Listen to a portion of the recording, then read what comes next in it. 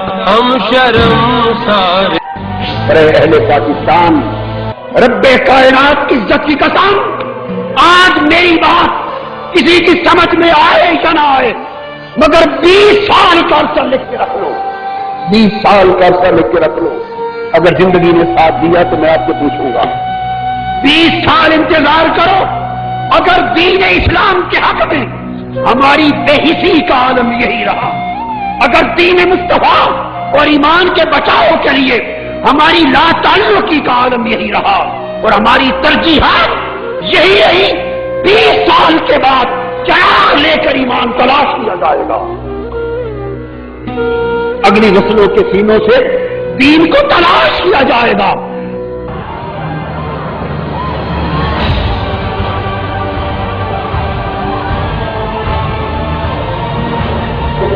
اور آگے درد بھرا لفظ آ رہا ہے، اس لفظ کو جب میں پڑھتا ہوں میرے جگر سے خون اٹھتی ہے، میرے دل سے خون اٹھتی ہے، میرے رونگٹے کھڑے ہوتے ہیں، میری آنکھیں برسنا چاہتی ہیں۔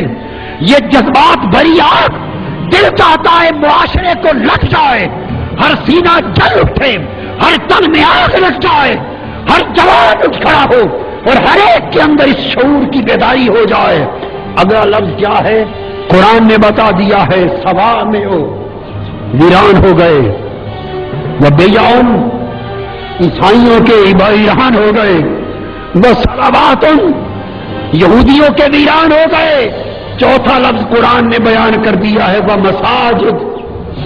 مسلمانوں، اگر جہاد کے لیے نہیں اٹھو گے اور دین مصطفی کی سربلندی کے لیے انقلاب پپا نہیں کرو گے، فاسقوں سے جنگ نہیں کرو گے، ظالموں سے جنگ نہیں کرو گے، زانیوں سے جنگ نہیں کرو گے، شرابیوں سے جنگ نہیں کرو گے، دین دشمن طاقتوں سے جنگ نہیں کرو گے، بے دینی کے نظام سے جنگ نہیں کرو گے، فحاشی سے جنگ نہیں کرو گے، عریانی سے جنگ نہیں کرو گے، کفر طاغوت کے نظام سے جنگ نہیں کرو گے، تو یاد رکھو جو کچھ یہودیوں کے ساتھ بیتا، عیسائیوں کے ساتھ بیتا، راہبوں کے ساتھ بیتا، انتظار کرو وہ کچھ تمہارے ساتھ اور تمہاری مسجدوں کے ساتھ بھی بیتے۔ ہائے ہائے ہائے، علماء کہاں ہیں؟ ہمارے معاشرے کے پیران کرام کہاں ہیں؟ مشائخ کہاں ہیں؟ بیعت کے سلسلے رکھنے والے کہاں ہیں؟ گدیاں کہاں ہیں؟ فقیروں کہاں ہو؟ معزز پیران کرام کہاں ہو؟ مدرسے چلانے والوں کہاں ہو؟ مسجدوں کے امام کہاں ہیں؟ روحوں کی آواز، قرآن کی پکار روحوں کے کان سے سن لو۔ یہ گدیاں سلامت نہیں رہیں گی، پیر خانے سلامت نہیں رہیں گے۔ میں تو درد ہے جو سنا رہا ہوں، درد ہے جو آپ تک پہنچا رہا ہوں۔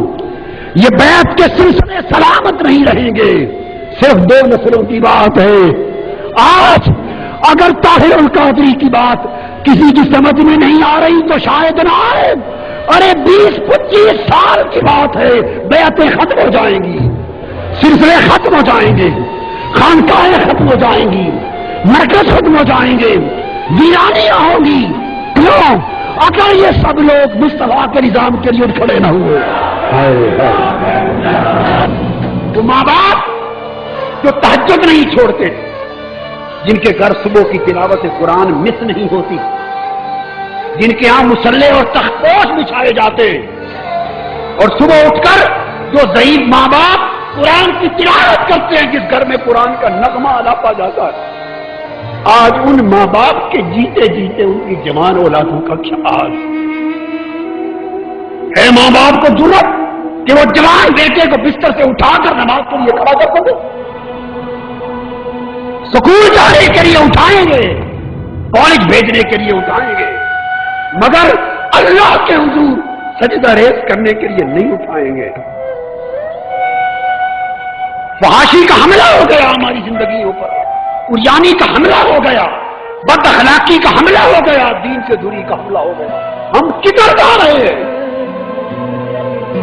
اس وقت کیا بیت چکا، ہمارے ہوتے کیا بیت رہا ہے، اور جب ہم اس دنیا میں نہیں ہوں گے اور یہ بچے جوان ہوں گے تو ان کا حال کیا ہوگا؟ اور پھر ان کی اولادیں جو ان کی زیر تربیت پرورش پائیں گی، ان کا حال کیا ہوگا؟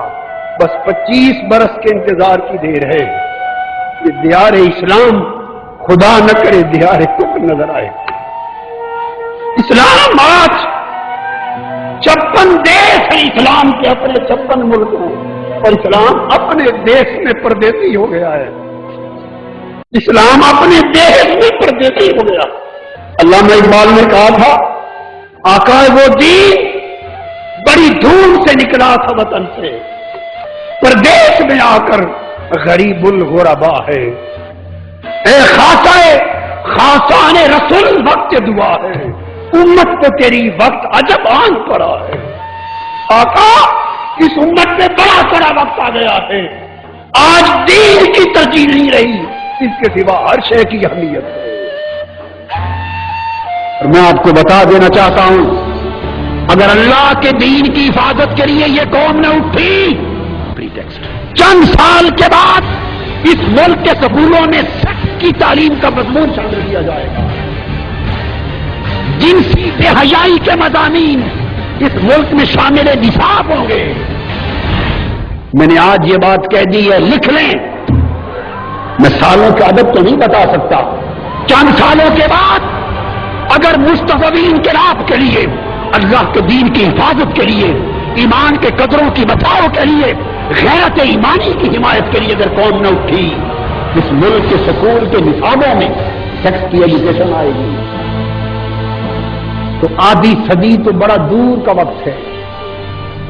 50 سال تو بڑا لمبا وقت ہے. اس سے بہت پہلے ہماری 2 نسلوں کے بعد سرزمین پاکستان کے مسلمان گھروں کا نقشہ کچھ اور ہوگا جو ہماری آنکھیں آج دیکھنے کا بھی نہیں کر سکتی. تو سبھی کا ہوا ہم نہ تیرے ہوئے، خاک اور خار ہے ہم کو آزاد.